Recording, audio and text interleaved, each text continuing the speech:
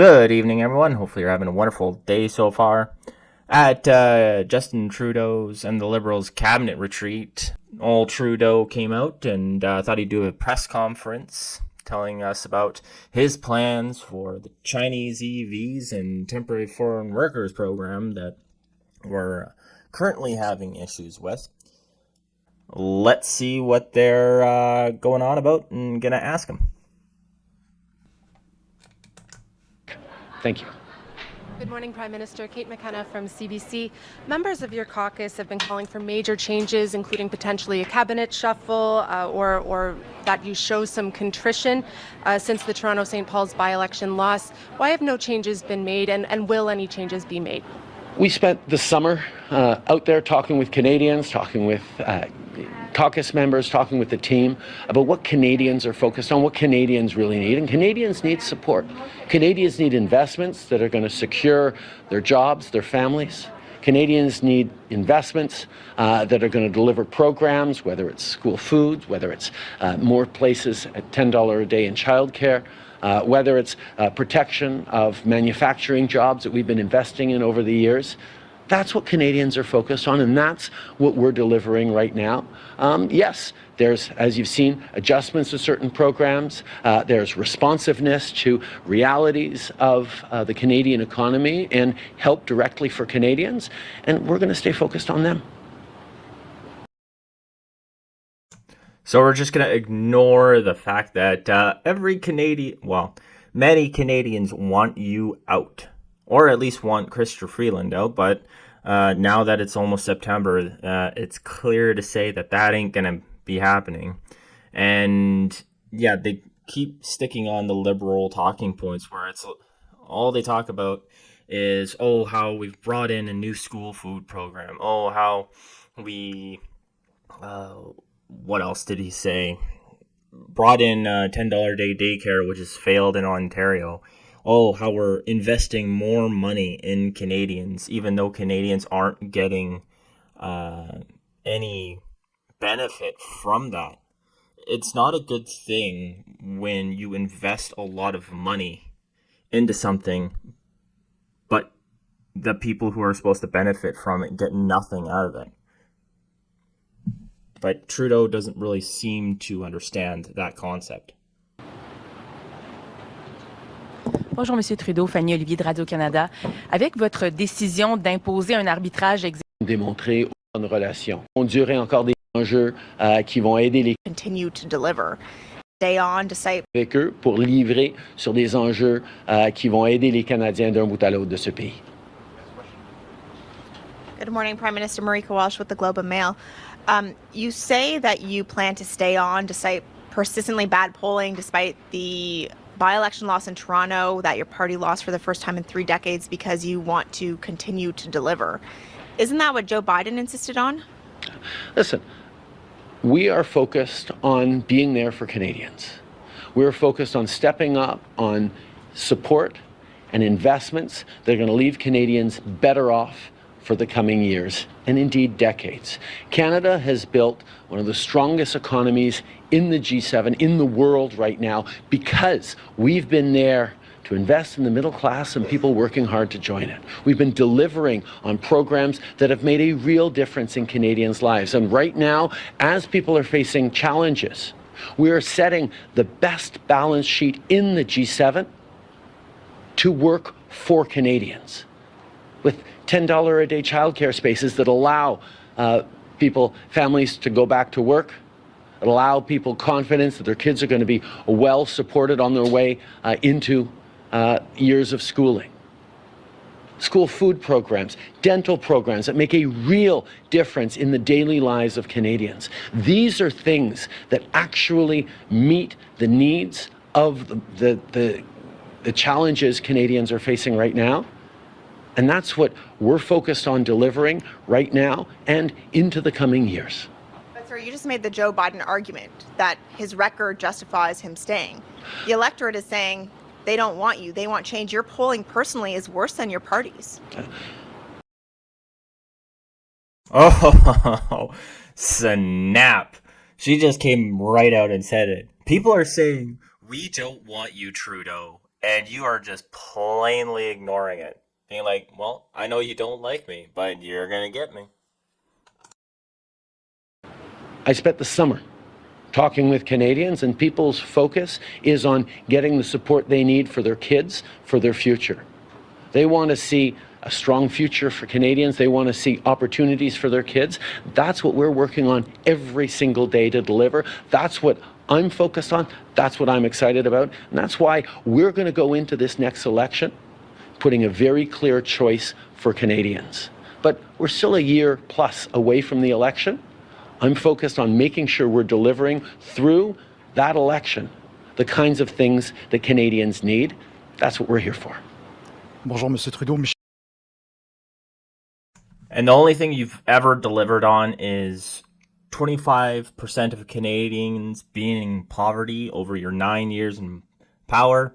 Never lowering taxes. We've only seen tax increase since you've been in power.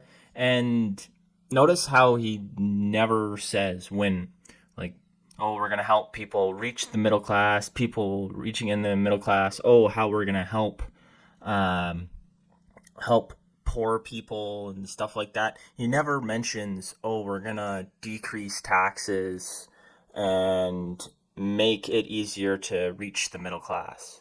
We're going to cut the carbon tax so you can drive your car to and from your kids' birthday parties, or to and from Jerry's soccer class or soccer game. So if you haven't noticed, I don't have kids, so these analogies are kind of hard.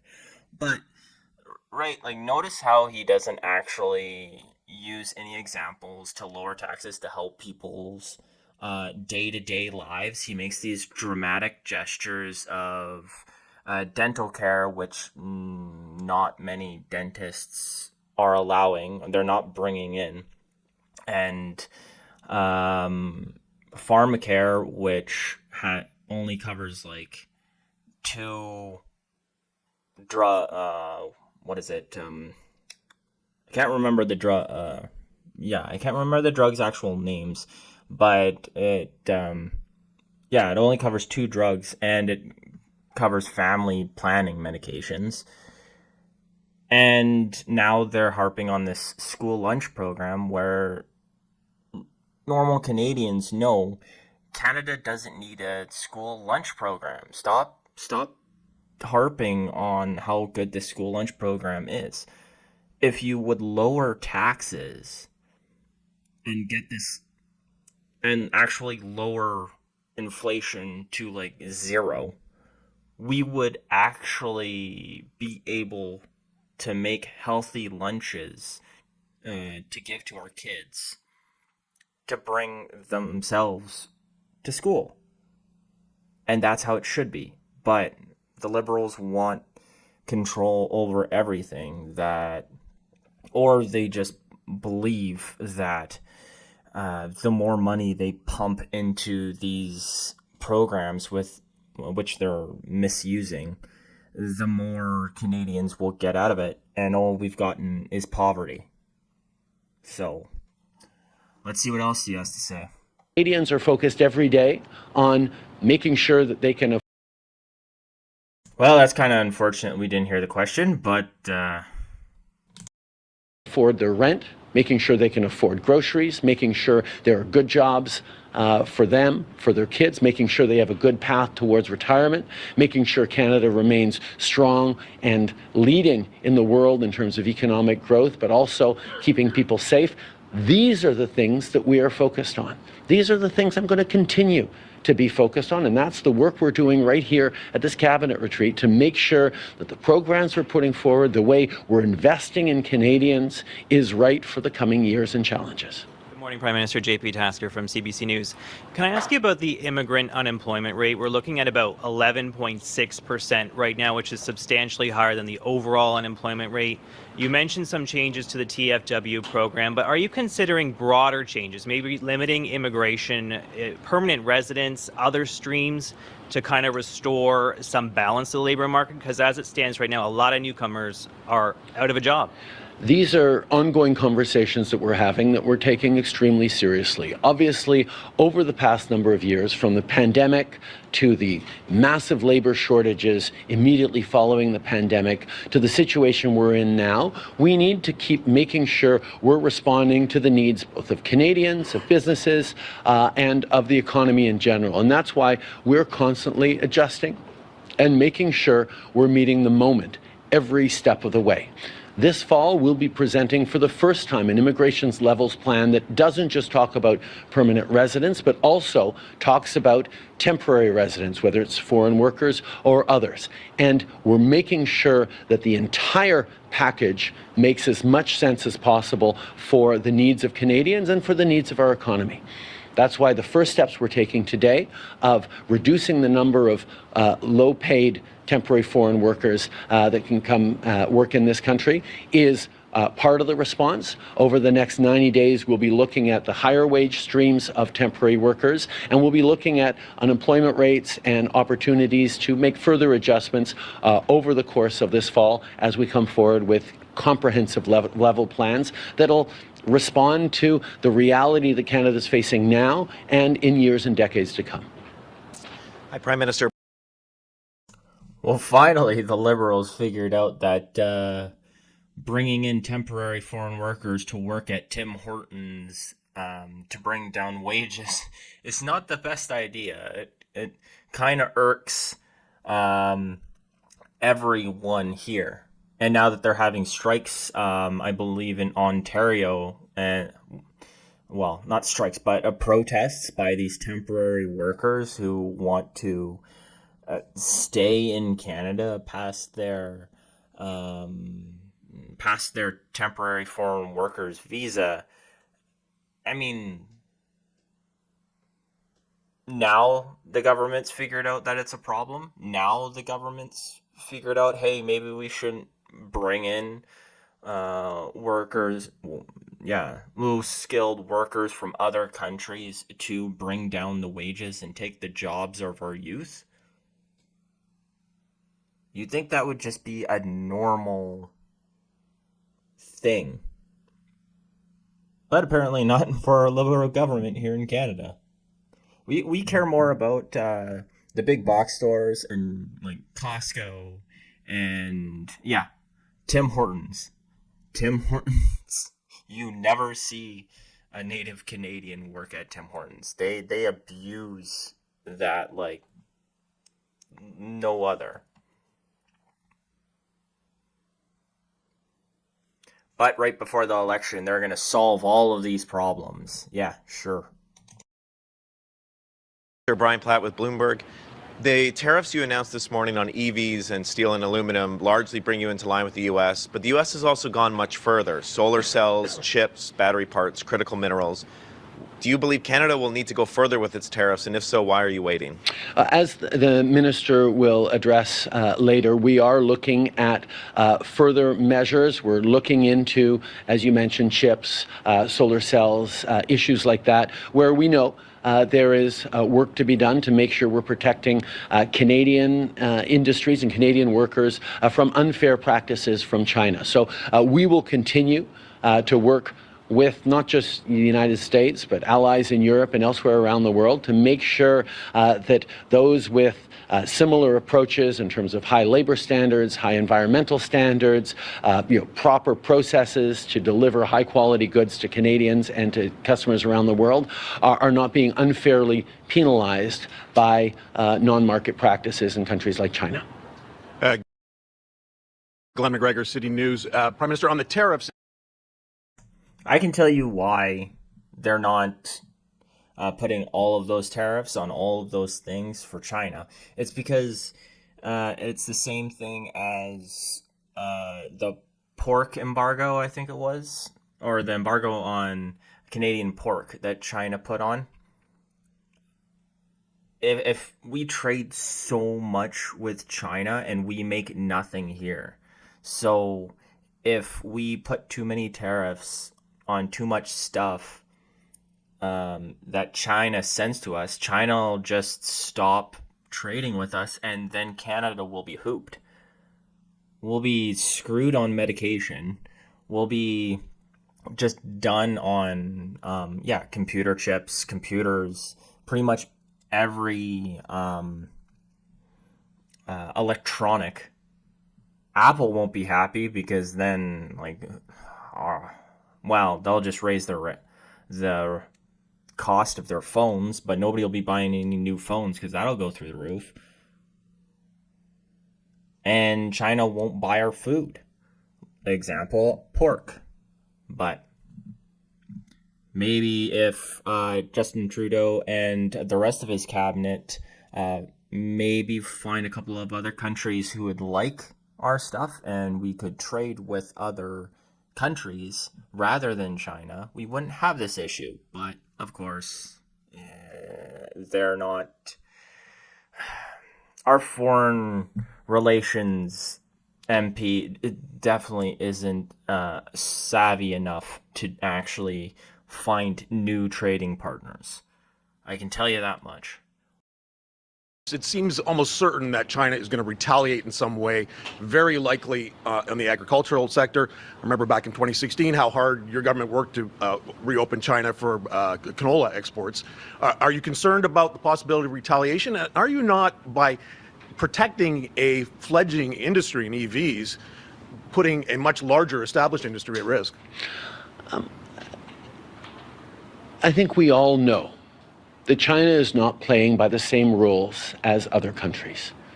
Whether it's on environmental standards, whether it's on labor standards and labor practices in general, whether it's on government subsidies and state-owned industries, the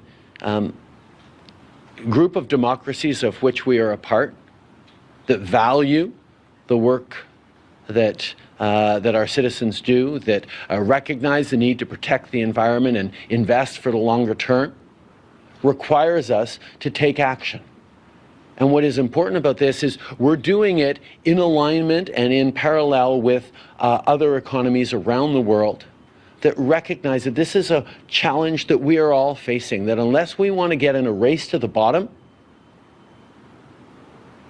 we have to stand up. And that's what we're doing, and that's what Canada's been part of conversations on at the G7 table, at the international summits that we've been attending over the past years to move forward on. We had a good, long conversation about this and other things last night with the National Security Advisor in the United States, and we know that standing up for Canadian jobs and Canadian interests, not just for the short term, but for the long term, is exactly what we need to do. And that means making sure the people who are doing things right, building things well, being responsible in how they function to build things, don't get penalized by countries not playing by those rules. And yet you haven't been doing a very good job of that. So, like I said, over the past 9 years of his reign, our lives have just been getting worse. The middle class is shrinking. And he didn't answer the question. I hope everybody kind of noticed that he was like, "Oh well, everything will be okay. I'm sure it'll be all good." That's pretty much what he said in a nutshell. I swear we have a plan. He didn't actually tell the populace, "Hey, we have been going around at these international meetings, and we found a bunch of other countries who want our canola, want our oil, want our pork, want our agricultural sector, like want our stuff, so we can cut ourselves off from China without having to hurt our economy." And it's like, you gotta, as Prime Minister, reassure us that when we cut ourselves off, or more likely, when our second biggest trading partner, China, cuts themselves off from us, or hits us with a stick, because we tried to put a tariff on them, that our people won't suffer. And Justin Trudeau doesn't care. They don't have a plan, and they just showed right there in that simple question that it's going to be a repeat of 2016, where our farming sector just gets screwed over because they don't have a backup plan. Our government's very reactive. It's not active. And it shows. Mia Rabson from the Canadian Press. There are concerns, both from the NDP, from unions, that what you decided to do as a government last week is actually an assault on bargaining rights. Your government is suggesting that it's actually protecting more workers. But are you concerned that this will affect your agreement with the NDP, or also support from unions and union members?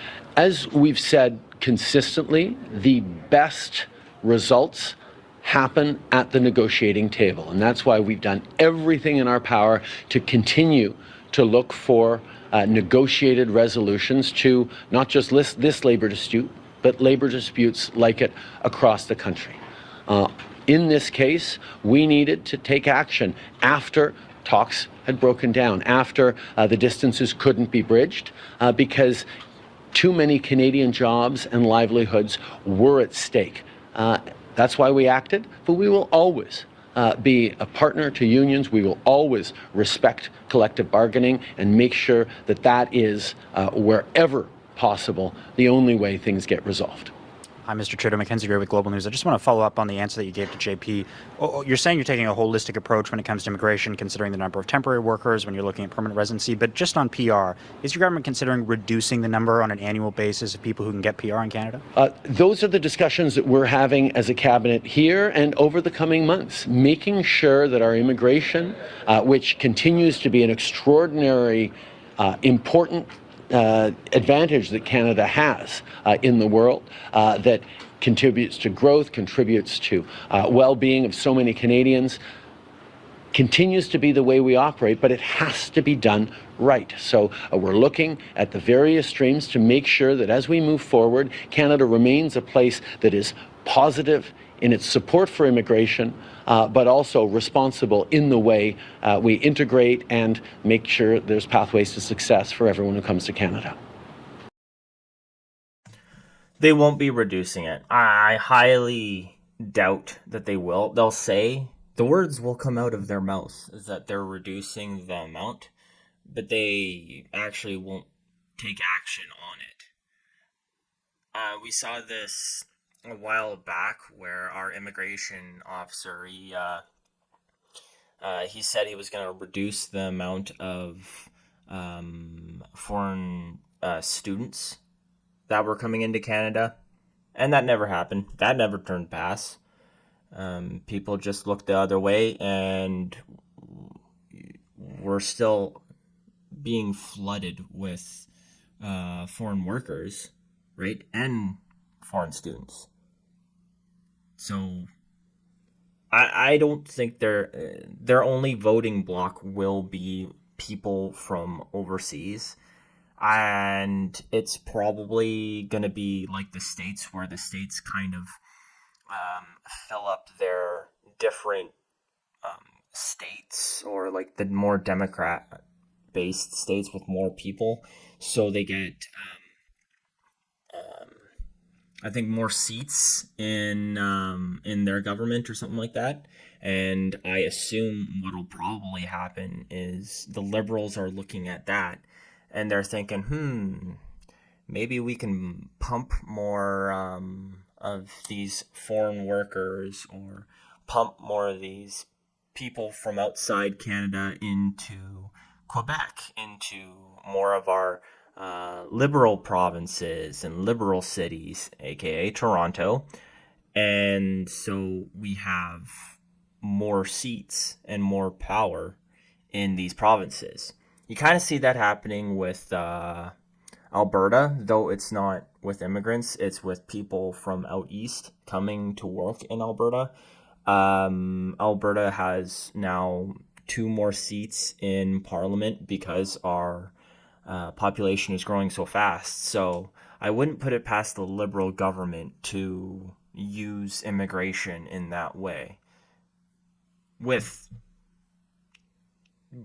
promising that they'll lower immigration. So I'm assuming what they're going to do is they're going to say over the next 10 years, or 10 might be a bit dramatic, but over the next 4 years, we're going to limit immigration to 150,000.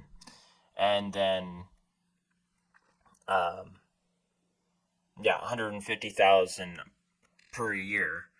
And then the last year, it'll be 150,000, but the first 3 years, it'll just be open season on Canada, like it has been the last 9 years. A lot of your ministers, a lot of Canadians were watching closely the American campaigns this summer. I assume you were too. What lessons have you taken from watching what's happening south of the border in terms of your message about why you want to stick around for another 4 years? I think the big lesson is in responding to the things that people are actually worried about. Responding with real solutions to the most pressing issues facing Canadians, whether it's the inability to find affordable childcare spaces for young families that mean that women primarily can't get back into the workforce when they want to and need to. Responding to the pressure of everyday grocery prices with a school food program that's going to help 400,000 more kids across the country if provinces across the country step up to do their part and help deliver that program. Now, there's a number of provinces that are moving forward on it. There are others that are not. And that's why we're putting pressure on them right now. Because as a teacher, as a dad, as a prime minister, I know how important it is to give kids the best start in life. As we move forward on securing jobs and careers for the future, we have real concrete solutions to put forward that we have been delivering over the past years that has led to one of the strongest economies in the world right now in Canada.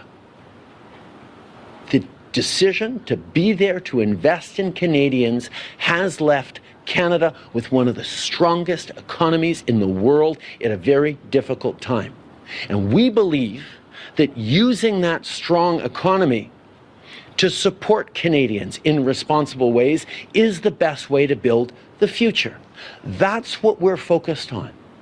We're not focused on culture wars, on complaining that everything is broken, that, going off on strange tangents that, quite frankly, Canadians are scratching their heads about. That's not the way to connect with Canadians. That's not the way to deliver what Canadians are asking for. So we're going to stay focused on the work that needs doing over the next year as we approach the next election, to deliver for Canadians, to help people through, and to remind them why this is the very best country in the world. You're implicitly acknowledging you've had trouble delivering results over the 9 years and getting things done out the door fast. So how are you going to change that in the next year? Over the past 9 years, we have delivered the strongest economy in the G7. The top place in the world for per capita foreign direct investment when you look at all the advanced economies of the G20. Companies around the world are investing in Canada because of the things that we've done, whether it's protection for the environment, whether it's support for families, whether it's training up the very best workers in the world. Canada has one of the strongest economies in the world, and setting that economy to work for Canadian families, for Canadian seniors, for Canadian young people is the choice we're making and we will continue to make. Now, Pierre Poilievre and the Conservatives are making a different choice of throwing up in their hands saying the strongest economy in the G7 is broken. And what we have to do is cut programs to Canadians, kill the dental program that has helped 500,000 Canadians access dental care. Ignore the school food program. Stop investing in EVs and the jobs of the future. Stop fighting climate change. That's exactly the opposite. Now, I don't know if Justin Trudeau was just being dramatic or if he was just being stupid or what, but he kept going on about, oh, how Canada is the top economic country and the G7, we're the best country, we have the best gross domestic product, so I had to look into it. I was like, okay, this doesn't really sound right because you've got the United States, which has, 10 times our population. And you think that Canada has a better economy than the United States? So, I had to go to Statistica to look this up. And, so Justin Trudeau is just blowing hot air. And he's been blowing hot air for a long time.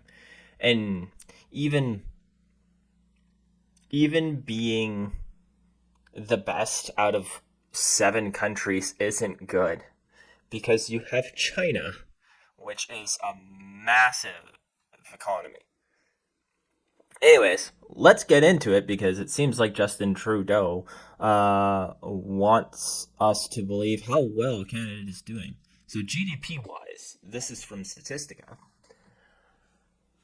We could see that France in 2024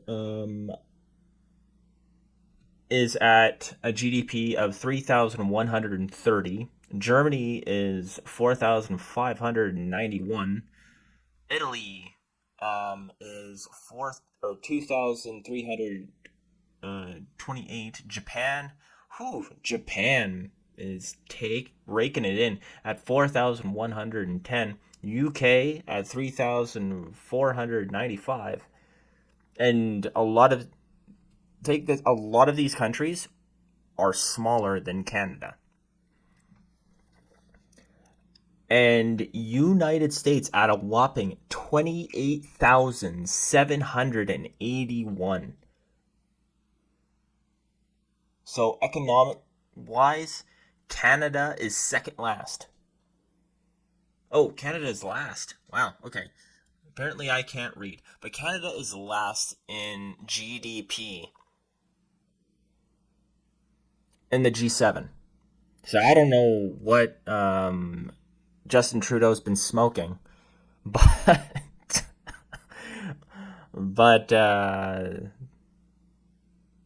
it must be the good stuff. And then I got another graph for you of how, based on GDP, the top 8 countries. Going by here, the G7 should really look like this. And it just goes up to 2020. So it should be number 1, China. Number 2, United States. Number 3, India. Number 4, Japan. Number 5, Germany. Number 6, Russia. And number 7, Norway, I believe. And number 8, well, if there was going to be a number 8, Brazil. But a lot of these countries are BRICS countries, or soon to be BRICS countries, not G7 countries. You don't see UK on here. You don't see Italy. You don't see, well, you do see Germany, but you don't see France. You don't see Canada, and there's a reason for that.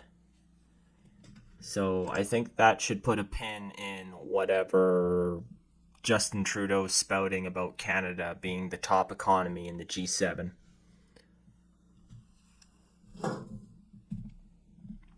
But let's get back to the video. Opposite choices that what I've heard from Canadians this summer, and that's why we're going to continue to step up and focus on delivering the things that matter for Canadians. Canada is a strong and smart country that knows where the future is going, and Canadians are doing the work to get there. And keeping that going is something that I know matters deeply to Canadians. And remember, highly indebted.